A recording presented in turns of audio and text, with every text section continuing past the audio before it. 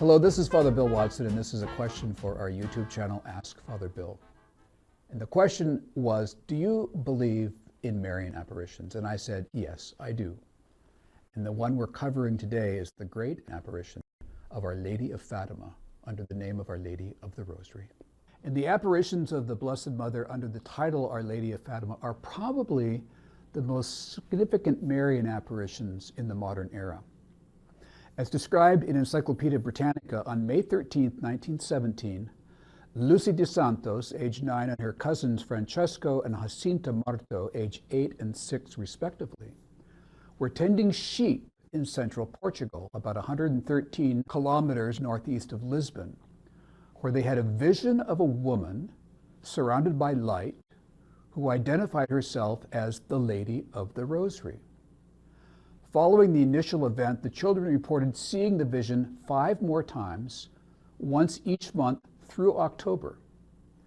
During her appearances, Our Lady of Fatima gave the children 3 secrets and exhorted them to pray the Rosary for world peace and emphasized the necessity of devotions to her Immaculate Heart in order for souls to be saved.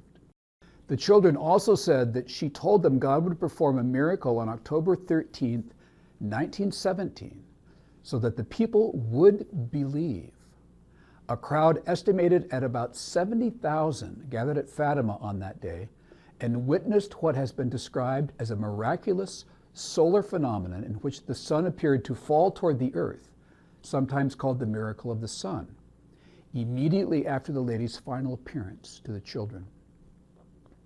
After initially questioning the authenticity of the children's visions, the Vatican accepted them as appearances of the Virgin Mary, Our Lady of the Holy Rosary of Fatima. And Fatima became the location of one of the greatest Marian shrines in the world. The first national pilgrimage to Fatima took place in 1927, and a basilica was begun in 1928 and consecrated in 1953. With a tower 213 feet high and surmounted by a large bronze crown and a crystal cross.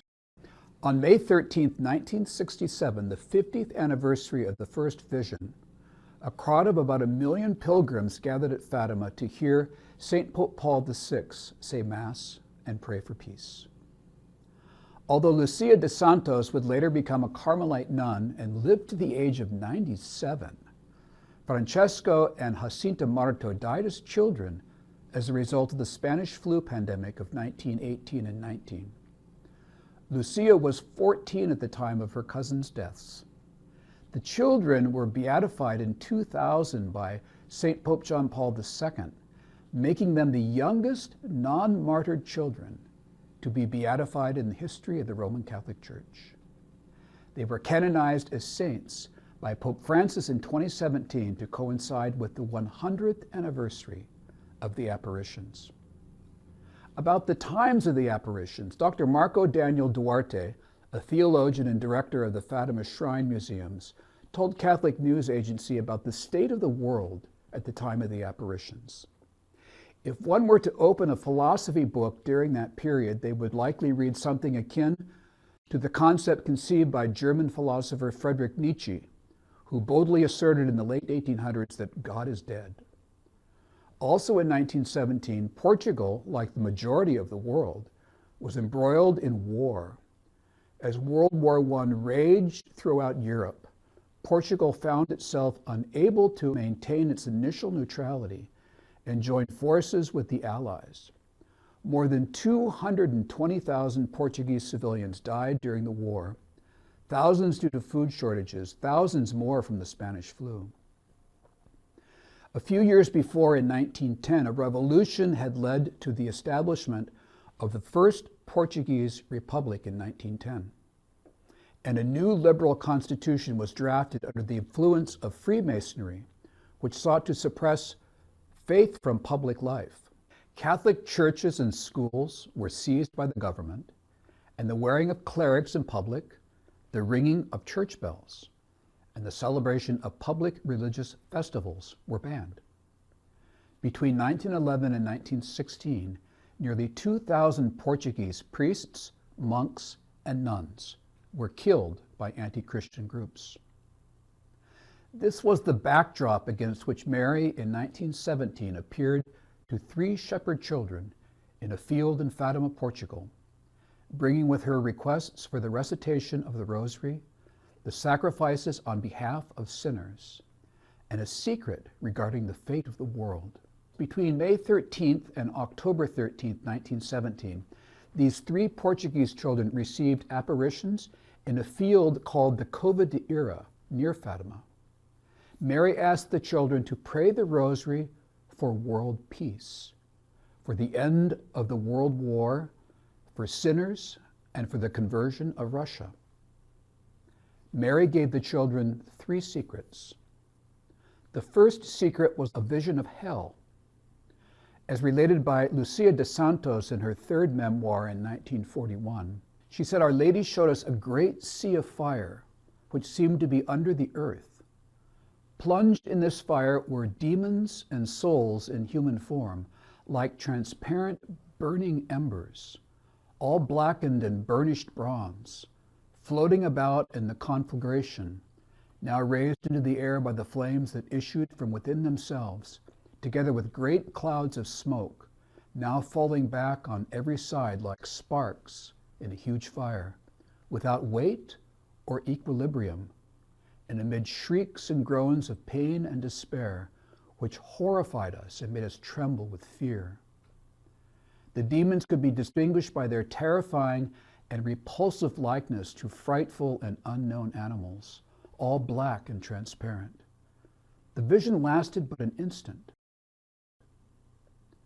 Of this vision, Lucia would later say, hell is a reality.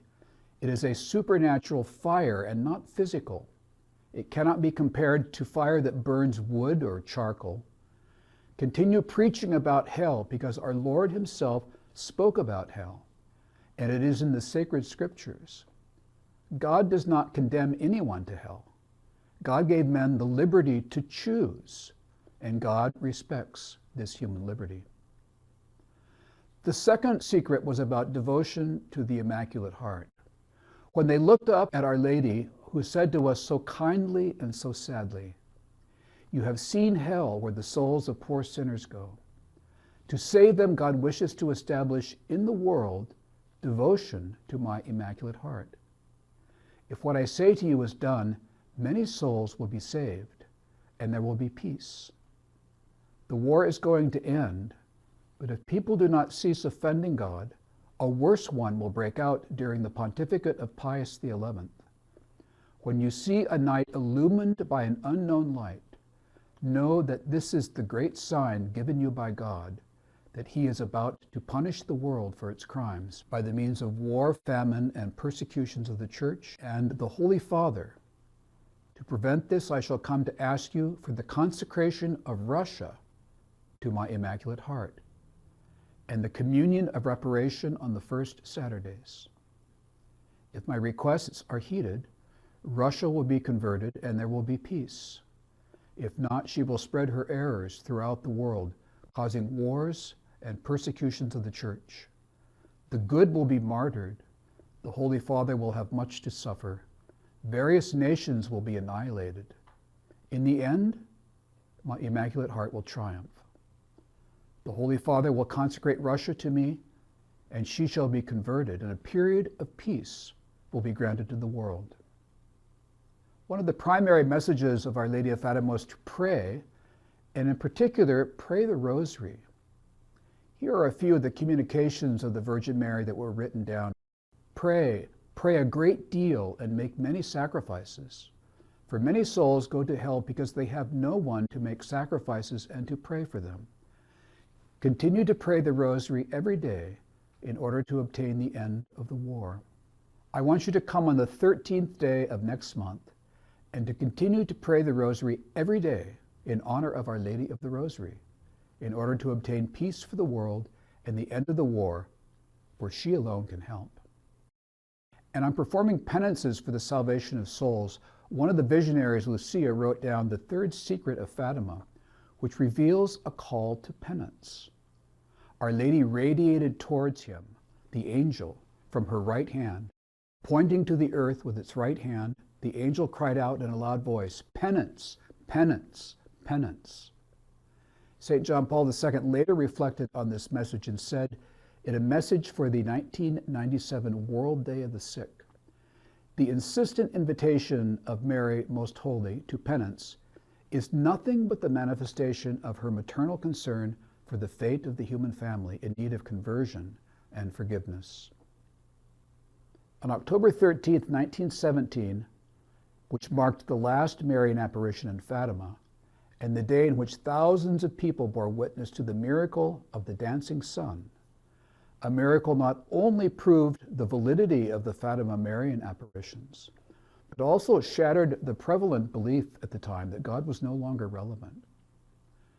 To prove that the apparitions were true, Mary promised the children that during the last of her 6 appearances, she would provide a sign so people would believe in the apparitions and in her message. What happened on that day, October 13th, 1917, has come to be known as the miracle of the sun, or the day the sun danced. According to various accounts, a crowd of some 70,000 people, believers and skeptics alike, gathered to see the miracle that Mary had promised. The rainy sky had cleared up, the clouds dispersed, and the ground, which had been wet and muddy from the rain, was dried up instantly. A transparent veil came over the sun, making it easy to look at, and multicolored lights were strewn across the landscape. The sun began to spin, twirling in the sky, and at one point appeared to veer toward the earth before jumping back to its place in the sky. At a gathering on 13 October 1951 at Fatima, the papal legate, Cardinal Federico Terracini, told the million people attending that on 30 October, 31 October, and the 1st of November, and the 8th of November in 1950, Pope Pius XII himself witnessed the miracle of the sun from the Vatican gardens. The early and enduring interest in the miracle and related prophecies has had significant impact on the devotional practices of many Catholics. And this is where there are political elements of all these apparitions. In 2002, Paul Manuel published a working paper at Georgetown University's Center for European Studies on Popular Piety and Politics. He writes, "The reaction of the Catholic faithful to the supposed miraculous events at Fatima serves as an illustration of how religion can influence the political life of a country. As the situation unfolded, this religion-politics dynamic took the form of popular Catholic resistance in the countryside to an urban-based, elite-driven secularization, setting the stage for the subsequent emergence of the Salazar regime." He concludes, "I suggest that social scientists need to treat the consequences of wide-scale popular religiosity more completely, not as a theological reality, but as a political one." This is true, and we can see aspects of this in our nation today.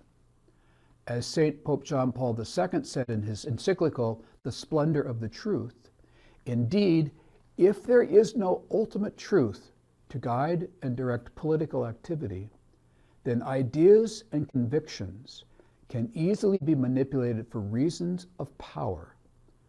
As history demonstrates, a democracy without values easily turns into open or thinly disguised totalitarianism." The stunning miracle was a direct and very convincing contradiction to the atheistic regimes at the time, which is evidenced by the fact that the first newspaper to report on the miracle on a full front page was an anti-Catholic newspaper in Lisbon called O Século. The miracle of the sun was understood by the people to be the seal, the guarantee that in fact those 3 children were telling the truth. Even today, Fatima makes people change their perception of God, since one of the most important messages of the apparitions is that even if man has separated God from his existence, God is present in humanity and history, and God doesn't abandon humanity. Now, the mysterious third secret was revealed to the children at the Cova de Ira on July 13, 1917. It was to be kept in the greatest confidence. Sister Lucia fell ill in mid-1943 because it was feared that she could die before the third secret was revealed by her. The Bishop of Leiria requested that she write down the remainder of the secret, or the third secret, told to the children in 1917. She wrote it down on a single sheet of paper. She placed it in an envelope and sealed it. Possibly an entire movie or thousands of pages could be written on the withholding of the third secret. From a 2017 article in the St. Anthony Messenger, we read, "The envelope containing the third secret was not to be opened before 1960. Sister Lucia asked her Bishop of Leiria to read it, but he refused. Instead, it was given to him for safekeeping, and later, to ensure better protection, it was placed in the secret archives of the Holy Office on April 4, 1957. On August 17, 1959, Dominican Father Pierre Paul Philippe, the commissary of the Holy Office, with the agreement of Cardinal Alfredo Ottaviani, brought the envelope that contained the third secret of Fatima to St. Pope John Paul XXIII. According to the message of Fatima, Pope John XXIII hesitated and said, "We shall wait. I shall pray. I shall let you know what I decide." Pope John XXIII decided not to reveal the secret and returned the envelope to the Holy Office. Almost 6 years later, on March 27, 1965, Pope Paul VI read the contents and decided not to publish it. The envelope was then returned to the archives of the Holy Office. In 1981, not long after he was seriously wounded in a burst of gunfire in St. Peter's Square, Pope John Paul II requested the envelope containing the third part of the secret. The pontiff had written a message to be read to pilgrims in Fatima to commemorate the anniversary of the apparitions. Astonishingly, it was at the moment Mahet Ali Aga fired shots at the Pope, who was standing in an open car moving slowly into St. Peter's Square, which was filled with more than 10,000 people. Pope John Paul II was shot 4 times and suffered severe blood loss. He was near death when he arrived at Gemelli Hospital. His very first thoughts were on Fatima when he regained consciousness. He began to read Sister Lucia's memoirs and her letters during his months of recuperation at the hospital. The recovery was slow, but the pontiff knew what he needed to read next. On July 18, Pope John Paul II asked for the envelope containing the third secret of Fatima. Cardinal Caffarra, prefect of the congregation, gave 2 envelopes to Archbishop Eduardo Martinez Sumala, substitute of the Secretariat of State, to be delivered to the pontiff. One was a white envelope that contained Sister Lucia's original writing in Portuguese. The other envelope was orange and contained the Italian translation of the secret. The 2 envelopes were returned to the archives of the Holy Office on August 11, 1981, after a thorough review by Pope John Paul II. The Pope was very moved upon reading the contents of the envelope, as the reality of the secret sunk in deeper into his heart. He immediately thought of consecrating the world to the Immaculate Heart of Mary. Here is the content of the third secret as written down by Sister Lucia. It was revealed at the Cova de Ira, Fatima, on 13 July 1917. "I write in obedience to you, my God, who commands me to do so, through His Excellency the Bishop of Leiria, and through your most holy Mother and mine." After the 2 parts which I have already explained, and at the left of Our Lady and a little above, we saw an angel with a flaming sword in his left hand. It was flashing. It gave out flames that looked as though they would set the world on fire. But they died out in contact with the splendor that Our Lady radiated towards him from her right hand. Pointing to the earth with his right hand, the angel cried out in a loud voice, "Penance, penance, penance." And we saw in an immense light that is God, something similar to how people appear in a mirror when they pass in front of it. A bishop dressed in white. We had the impression that it was the Holy Father. Other bishops, priests, men and women religious going up a steep mountain, at the top of which there was a big cross of rough-hewn trunks, as of a cork tree with the bark. Before reaching there, the Holy Father passed through a big city, half in ruins, and half trembling with halting step, afflicted with pain and sorrow. He prayed for the souls of the corpses he met on his way. Having reached the top of the mountain, on his knees at the foot of the big cross, he was killed by a group of soldiers who fired bullets and arrows at him. And in the same way there died one after another the other bishops, priests, men, and women religious, and various lay people of different ranks and positions. Beneath the two arms of the cross there were two angels, each with a crystal aspersorium in his hand, in which they gathered up the blood of the martyrs, and with it sprinkled the souls that were making their way to God. St. Pope John Paul II believed that on May 13, 1981, which was the 64th anniversary of the first apparition in Fatima, the Blessed Mother guided the bullets that shot him to protect him from death. The third secret of Fatima was so much about him, the bishop dressed in white. Pope John Paul II recognized himself as the Pope or the bishop who in the third part of the secret was killed. However, Pope John Paul II was not killed, but he felt he was miraculously saved by the Blessed Mother. Sister Lucia would confirm that she believed St. Pope John Paul II as the man in white described in the third secret. After the assassination attempt of May 13, 1981, it appeared evident to Pope John Paul II that it was a mother's hand that guided the bullet's path, enabling the Pope in his throes to halt at the threshold of death. On the occasion of a visit to Rome by then Bishop of Liria Fatima, the Pope decided to give him the bullet which had remained in the jeep after the assassination attempt, so that it might be kept in the shrine. By the bishop's decision, the bullet was later set in the crown of the statue of Our Lady of Fatima. When created, the inside of the top of the crown had a circular inset that perfectly fit the bullet removed from St. John Paul II that was in the jeep. I was fortunate to be at Fatima on the 25th anniversary of the assassination attempt to celebrate a Mass presided over by Cardinal Caffarra. Surprisingly, my childhood parish was named Our Lady of Fatima. It is where I made my first confession, my first communion, was confirmed, and celebrated my first Mass as a priest. That 25th anniversary, out of hundreds of priests and celebrants, I was randomly picked and asked to read the English portion of the Gospel at this nationally televised anniversary Mass. Boy, was I happy. The apparition of Fatima for Catholics and for people in the future will be a defining moment of the 20th century.